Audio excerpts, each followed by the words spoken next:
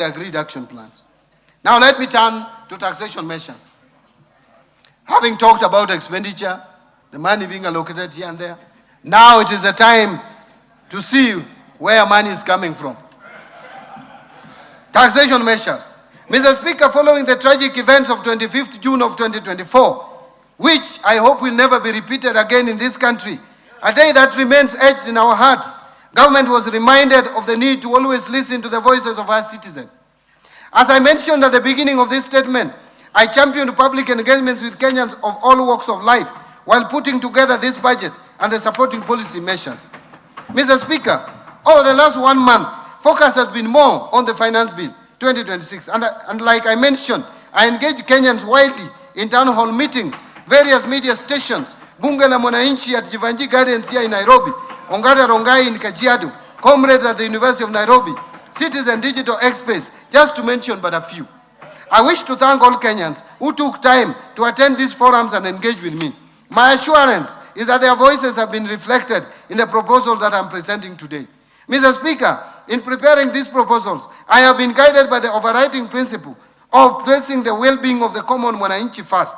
In this regard, I have deliberately chosen not to introduce new taxes or increase tax rates that would further overburden the hardworking Kenyans and their families. Instead, the measures are focused on reforms that improve efficiency in tax collection, create a fairness in the tax system, and broaden the revenue base without burdening the Mwananchi. Mr. Speaker, allow me to share a striking reality. Today, only 3.1 million working Kenyans contribute to pay as you earn. Yet, millions of other Kenyans that make money in our economy do not contribute to the taxes we collect. Many of these people have been filing nil returns year after year. The burden of developing this country has therefore been on a few of us. And Mr. Speaker, that this must change. We shall continue to broaden our tax base, a process that will help us lower tax rates to ease burden on the few that are tax compliant. Mr. Speaker, to support financing of the 2026-27 budget, I will today present highlights of two sets of proposals.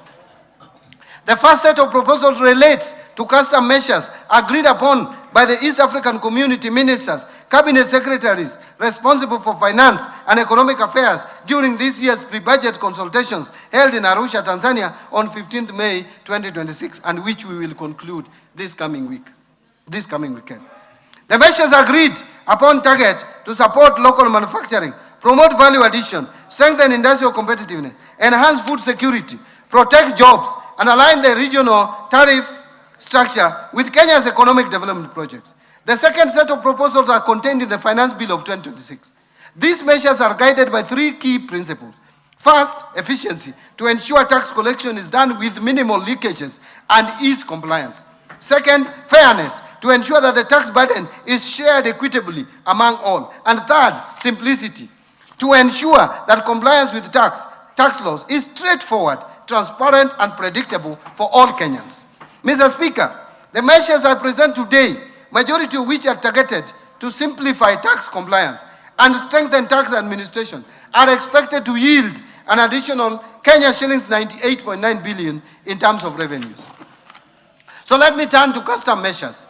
Mr. Speaker, allow me to express my sincere appreciation to this House for the approval granted to the custom measures on 8th of May 2026, which are subsequently presented during the pre-budget consultations held in Arusha, Tanzania on 15th May of 2026. I wish to inform this House that all those measures were subsequently adopted by the East African Community Ministers, Cabinet Secretary responsible for finance and economic affairs. These measures will take effect from 1st July 2026. I will now highlight some of them. Mr. Speaker, high production costs continue to constrain growth and competitiveness of local industries, particularly where manufacturers rely on imported inputs that are not available locally. To lower the cost of production for our local industries and make locally produced goods affordable, Kenya secured an approval at the region to continue applying a 0% duty remission on selected inputs used in manufacture of pharmaceutical products, roofing materials, automotive parts for vehicles and motorcycles, and cold rooms for preservation, leather processing, and the assembly of smart mobile phones. laptops and tablets. Kenya also secured approval to continue applying a duty remission rate of only 10% on selected inputs used in furniture and door manufacturing, as well as completely knocked down kits for assembly of motorcycles. Through these measures, jobs created by the industries in these categories remain protected to support livelihood of our people. Mr. Speaker, food security is one of the pillars under the bottom-up economic transformation agenda, and therefore remains a national priority. To support affordability of food and animal feeds by Kenyans, Kenya was allowed to continue importing wheat at a duty remission rate of 10% instead of the common external tariff rate of 35%. Continue importing imports for manufacture of animal feeds.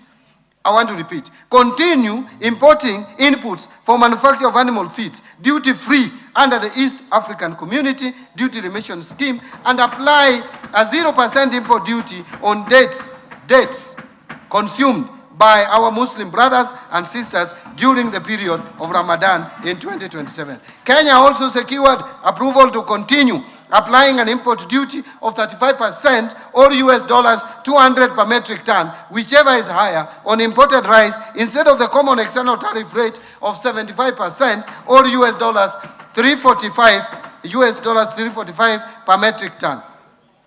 Mr. Speaker, to promote value additional products locally grown by our farmers, Kenya was allowed a stay of application of East African Community common external tariff rates and apply a duty rate of 35% or equivalent specific duty rates on selected processed food products, including preserved vegetables, peas, sweet corn, tomato products, sauces, jams, edible oils, malt extract, and other prepared food products. This will cushion the local industries from imported products and make Kenyan products more competitive in the domestic market. Protect these agro-based industries, thus safeguarding income of our farmers and the local jobs created in the agro-processing value chain. Mr. Speaker, to protect local manufacturers in the textile, apparel, leather, and footwear sectors, and the many jobs in these industries, Kenya was granted an extension of a stay of application of EAC common standard tariff and apply higher duty rates ranging between 25% and 35% on imported textiles, apparel, blankets, bed linen, carpets, tarpaulins, leather products, and worn clothing, while maintaining 0% duty remission on selected inputs for leather processing. Mr. Speaker, to strengthen digital connectivity and part of the digital superhighway pillar of BETTER, the local assembly of smart devices remains a key priority.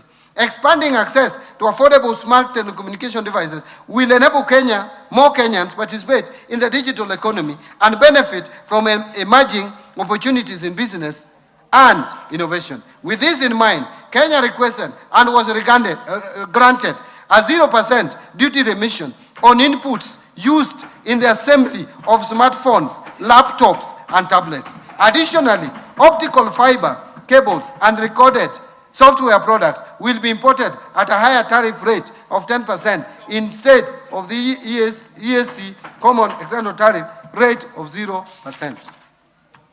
Mr. Speaker, to lower the cost of construction materials for the delivery of affordable housing as part of BETTER priorities, Kenya was allowed to continue applying 0% duty remission on selected inputs for the manufacture of roofing materials and related industrial products. Further, to protect local industries that manufacture steel products, aluminum products, pipes, electrical equipment, ceramic tiles, and other construction materials, Kenya was also allowed to continue applying stays of application at duty rates ranging from 25% to 35%, together with equivalent specific duty rates where applicable, to discourage under declaration of import values. Mr. Speaker, given the limited fiscal space, Kenya continues to explore alternative financing models, particularly the public-private partnership arrangements in developing infrastructure projects. With this in mind, Kenya was granted a stay of application of the common tariff and apply a 0% import duty on goods, materials, and equipment imported for use in the PPP projects. Mr. Speaker, local assembly of motor vehicles and the manufacturing of automotive parts continue to create jobs for Kenyans. In this respect, Kenya applied to protect these industries and the associated value chain. Kenya was granted a 0% duty remission on selected inputs used in the manufacture of automotive parts. Mr. Speaker, to support local manufacturing of paper and paper products, Kenya was allowed to continue applying stays of application at a rate of 35% on kraft paper and paperboard, printed polybags, sacks and bags, and related packaging materials instead of the common tariff rates of 25%.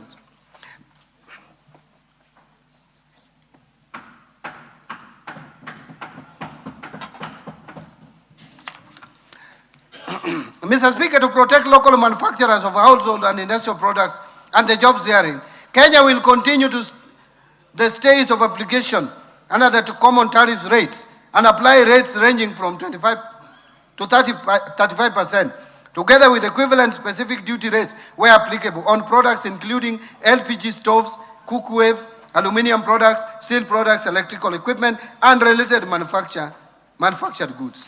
Now let me turn to the highlights of proposals in the Finance Bill. Mr. Speaker, I now turn to the proposals in the Finance Bill 2026 that target to amend various domestic tax laws to improve revenue collection, ease tax compliance, and create fairness within the tax system.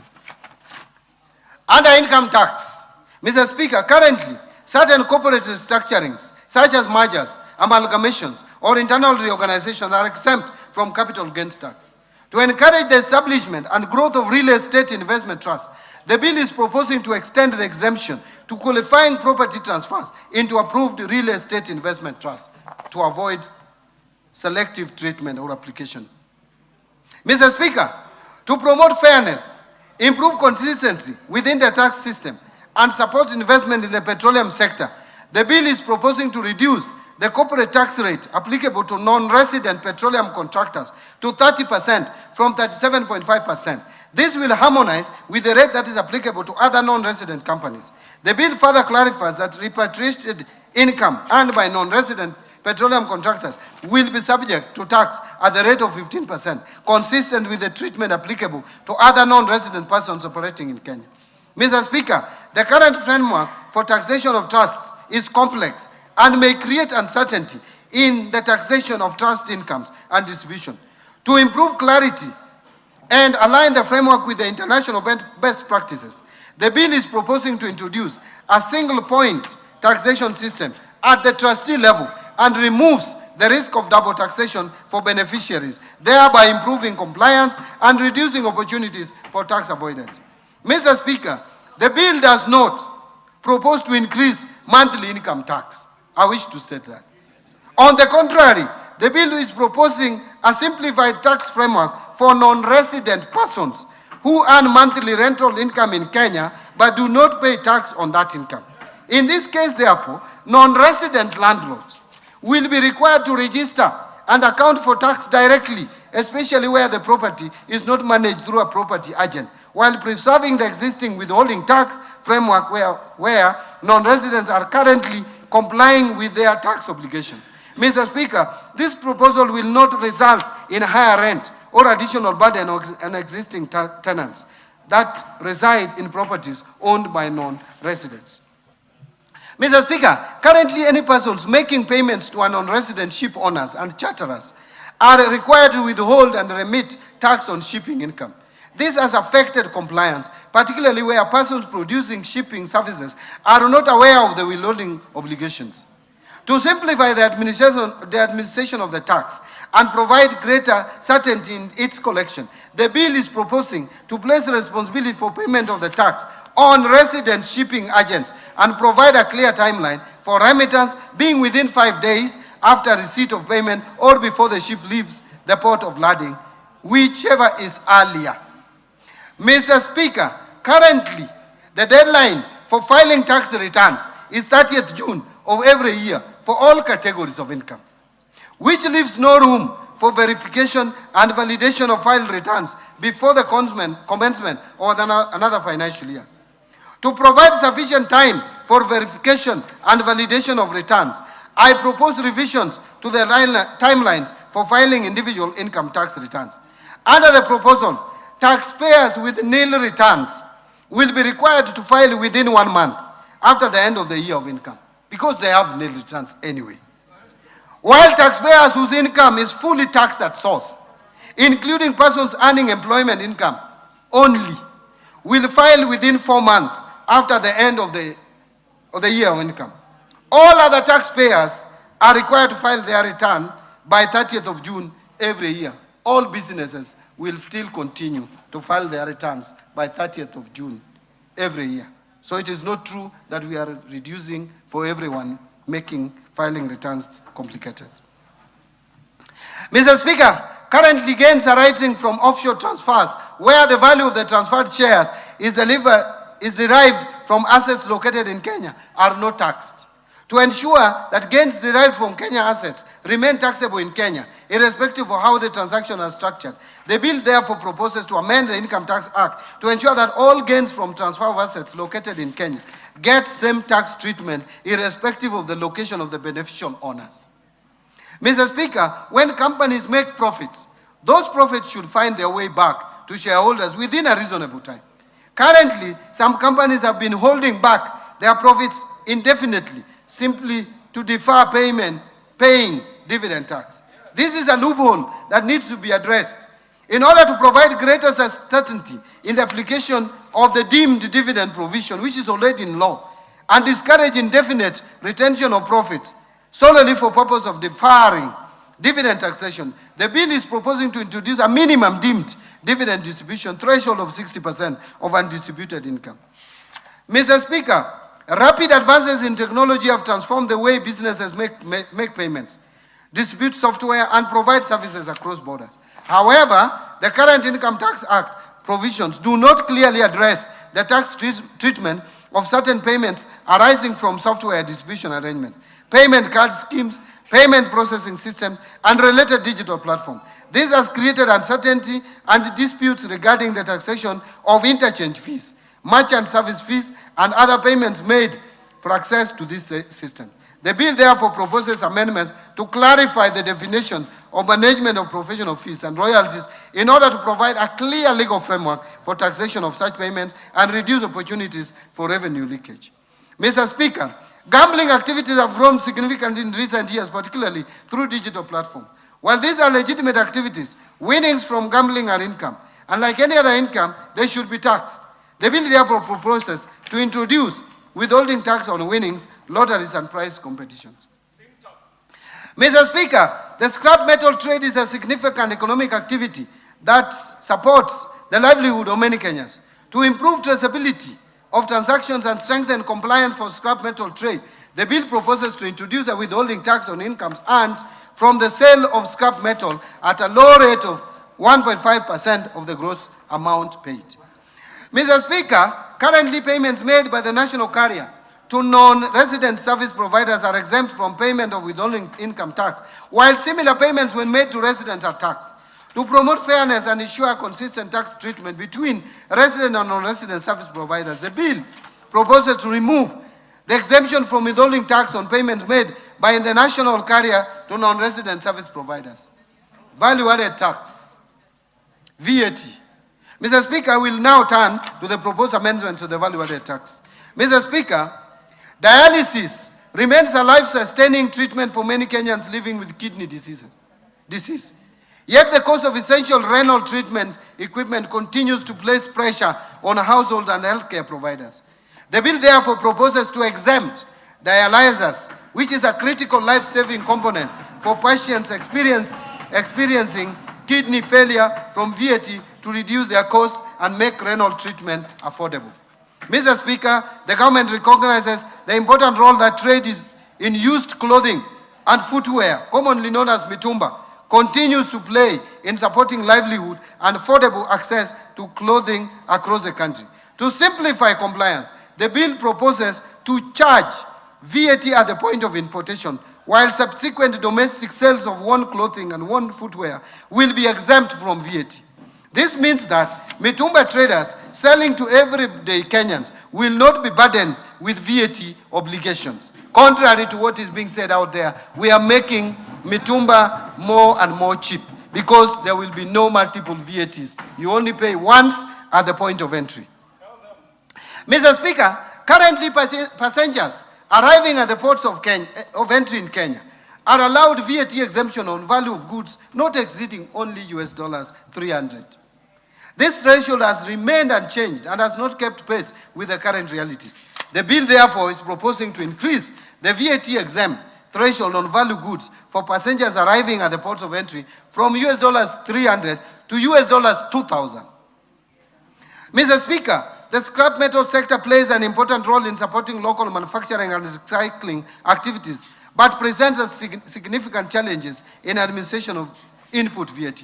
To simplify VAT administration within the sector, while complementing the withholding income tax framework proposed under the Income Tax Act, the bill therefore proposes to exempt scrap metal from payment of VAT. Mr. Speaker, public-private partnership continues to play an important role in the delivery of strategic infrastructure projects across the country. To reduce the cost of implementation of the projects, the bill proposes a VAT exemption for goods and services imported or procured locally for use solely in the approved public-private partnership infrastructure projects. Mr. Speaker, the rapid growth of digital payment platforms has created uncertainty regarding the VAT treatment of certain payment facilitation and processing services. While these services support financial transactions, they are distinct from the underlying financial services. The bill therefore seeks to clarify that core financial services, including money transfer services such as M-Pesa, will remain exempt from VAT.